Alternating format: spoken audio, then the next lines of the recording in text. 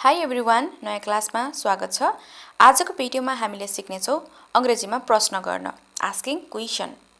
अंग्रेजीमा प्रश्न सोध्नको लागि हामीले 9वटा वर्डको प्रयोग गर्छौँ, जस्तो who, whom, how, what, where, when, why, whose र हुइजको प्रयोग गर्छौँ।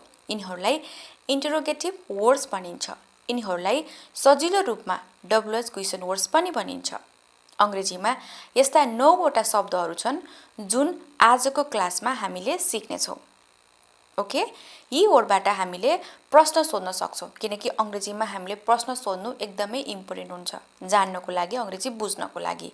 ओके, आउनुहोस् अब यी वर्डहरूलाई इक्जाम्पल सहित हेरौँ है त। पहिलो छ व्हाट। व्हाट भनेको के, जानकारी सोध्नको लागि, केही चीजको बारेमा सोध्नको लागि हामीले व्हाट को प्रयोग गर्छौँ। Ask for information.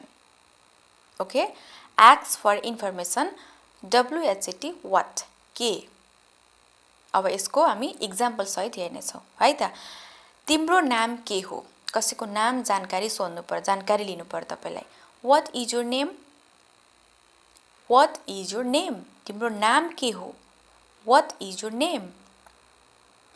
तपाई के गर्नुहुन्छ, कसैको तपाईले कामको बारेमा जान्न मनलाई सोध्नु पर्यो, तपाईले के काम गर्नुहुन्छ, what do you do, what do you do, what do you do. यो के हो, व्हाट इज दिस, तपाईले कुनै चीज देखाएर हैन सोध्नु पर्यो यो के हो भनेर, what is this, what is this. उनी के चाहन्छिन् हैन, उनी के चाहन्छिन्, what does she want, what does she want, उनी के चाहन्छिन्। तपाईले के खानु भएको छ, what have you eaten, what have you eaten।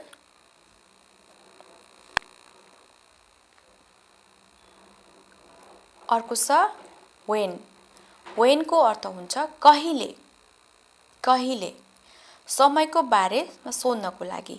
Ask about time, तिमी कहिले आयौ, तिमी कहिले जान्छौ, तिमी कहिले जन्मेको, तिमी हैन यस्तो टाइमको बारेमा सोध्नु पर्यो भने हामी when को प्रयोग गर्छौँ। ओके, उहाँ कहिले जानुभयो, when did he go, when did he go, उहाँ कहिले जानुभयो, when did he go। ऊ कहिले आयो, when did he come, when did he come, ऊ कहिले आयो, when did he come। तपाईले कहिले काम गर्नुभयो अथवा तिमीले कहिले काम गर्यौ, when did you work, when did you work।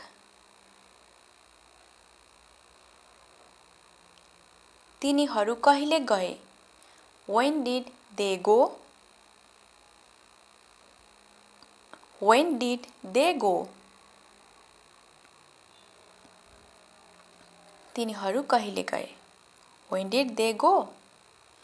म तिमीलाई कहिले कल गर्न सक्छु, म तिमीलाई कहिले फोन गर्न सक्छु भन्नु पर्यो भने के भन्ने, when can I call you, when can I call you। Okay, बुझ्नुभयो नि हैन। अब अर्को हेरौँ where। where को अर्थ हुन्छ कहाँ, कहाँ, ठाउँको बारेमा सोध्नको लागि। Ask about places. ओके, ठाउँ, जग्गा, कुनै जग्गा ठाउँको बारेमा सोध्नको लागि हामीले where को प्रयोग गर्छौँ। अझ यसलाई हामी इक्जाम्पल हेरेर बुझौँ है त। उनी कहाँ काम गर्छिन्, उनले काम गर्छिन् भन्ने थाहा छ तर कहाँ भन्न ठाउँको बारेमा सोध्नु पर्यो हैन। where does she work, where does she work। तिमी कहाँ जाँदैछौ, where are you going, where are you going, where are you going। तिमी कहाँ जाँदैछौ। तपाई कहाँ हुनुहुन्थ्यो, where have you been, where have you been, तपाई कहाँ हुनुहुन्थ्यो, where have you been, where have you been। Okay, तपाई कहाँ सुत्नुभयो, where did you sleep, Where did you sleep?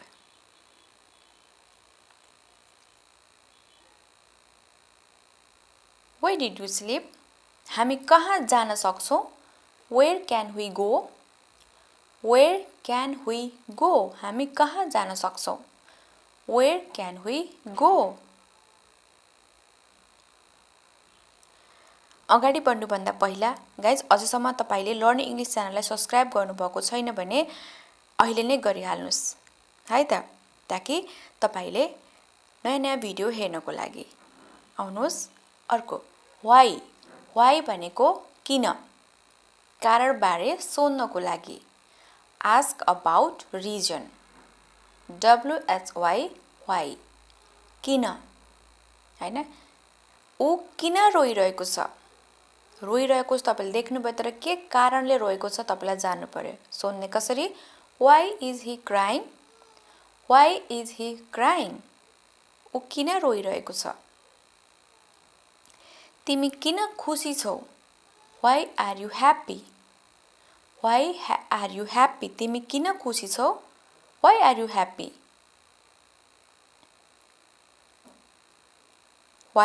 happy तिमी किन ढिलो भयो why are you so late तिमी किन ढिला भयो why are you so late तिमी किन झुटो बोल्छौ why do you lie तिमी किन झुटो बोल्छौ why do you lie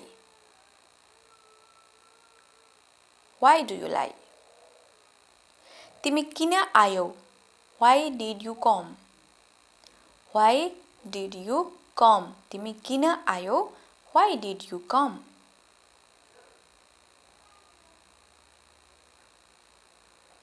तिमी यो किन भनिरहेका छौ why are you saying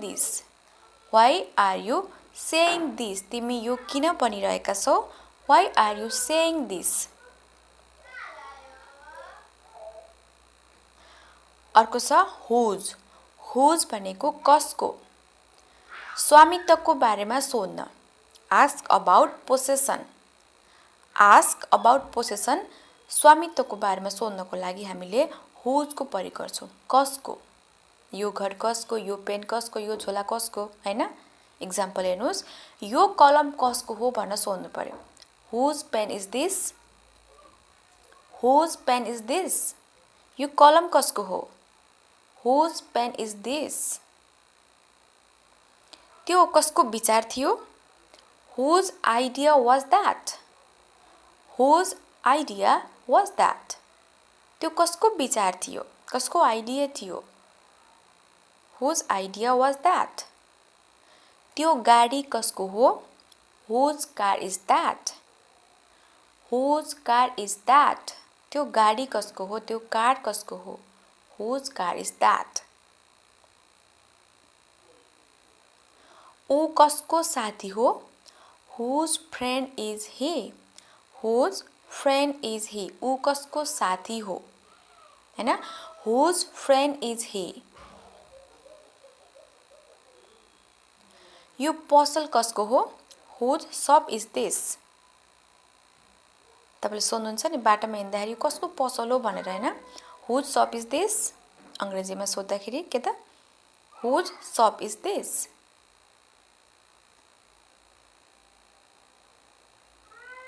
यो घर कसको हो whose house is this यो घर कसको हो whose house is this अर्को छ which भनेको कुन छनोटको बारेमा सोध्नको लागि ask about choices ओके छनोट अथवा विकल्पहरुको सोध्नको लागि हामीले which को प्रयोग गर्छौं तपाईको झोला कुन हो which is your bag थुप्रै झोलाहरु छन् अनि तपाईको झोला चाहिँ कुन हो भन्न सोध्नु पर्यो भने के त which is your bag तपाईको झोला कुन हो which is your bag कुन राम्रो छ which is better दुईटा मध्ये छनोट गर्नु पर्यो कुन राम्रो छ भनेर के भन्ने त अंग्रेजीमा which is better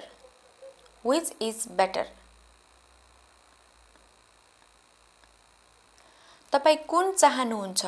Which do you want? Which do you want? तपाई कुन चाहनुहुन्छ? Which do you want? Which do you want? तपाई कुन रङ रोज्नुहुन्छ? Which color do you choose? Which color do you choose? तपाई कुन रङ रोज्नुहुन्छ? Which color do you choose? Next, who? WHO. Who भनेको के त? को. मानिसहरुको बारेमा सोध्नको लागि. Ask about people. Who? WHO. Who? Example हेरौं. त्यहाँ को छ? Who is there? त्यहाँ को छ त हैन? को छ भन्नु पर्यो. Who is there? कसरी सोध्नु त? Who is there? Who is there? तिमी को हौ? तिमी को हौ? Who are you? Who are you? Who are you? Who are you? तिमी को हौ? ऊ को हो? Who is he? Who is he? यो के त? पुरुषको लागि. अब यहाँ महिलाको बारेमा उनी को हुन् भन्नु पर्यो भए के हुन्छ? Who is she? उनी को हुन्. ओके? को आयो? यहाँ को आयो? Who came here? Who came here? यहाँ को आयो? Who came here? यहाँ को आयो? Next, whom. Whom भनेको कसलाई. यो पनि मानिसहरुको बारेमा सोध्नको लागि. Ask about people. WHOM. Whom. कसलाई. ओके? तपाईले कसलाई देख्नुभयो? Whom did you see? Whom did you see? तपाईले कसलाई देख्नुभयो? Whom did you see? Whom did you see? तिमीले कसलाई भेट्यौ? Whom did you meet? Whom did you meet? तिमीले कसलाई भेट्यौ? Whom did you meet? तिमी कसलाई मन पराउँछौ? Whom did you like? Whom did you like? तिमी कसलाई मन पराउँछौ? Whom did you like? अर्को छ how. How कसरी, कस्तो र कति. प्रक्रिया वा तरिकाको बारेमा सोध्नको लागि. Ask about the procedure or method. Okay? HOW. How. तिमीलाई कस्तो छ? How are you? तिमीलाई कस्तो छ? How are you? तपाईलाई कस्तो छ? How are you?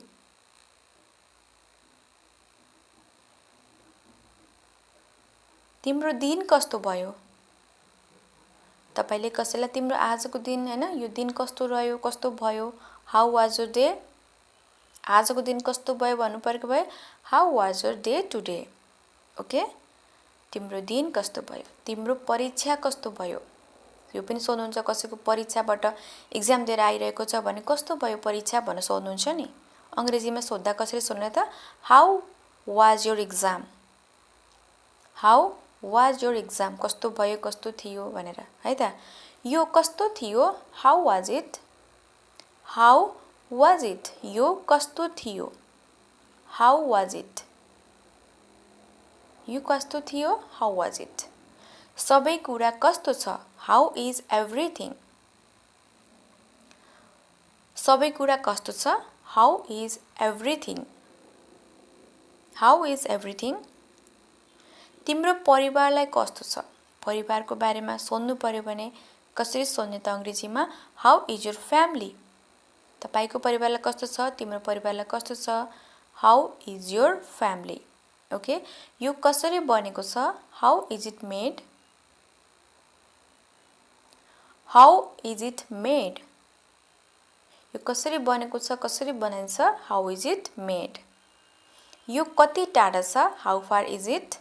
How far is it? Okay? कति टाढा, कति लामो, हैन? यसो तपाईले how लगाएर प्रश्न सोध्न सक्नुहुन्छ.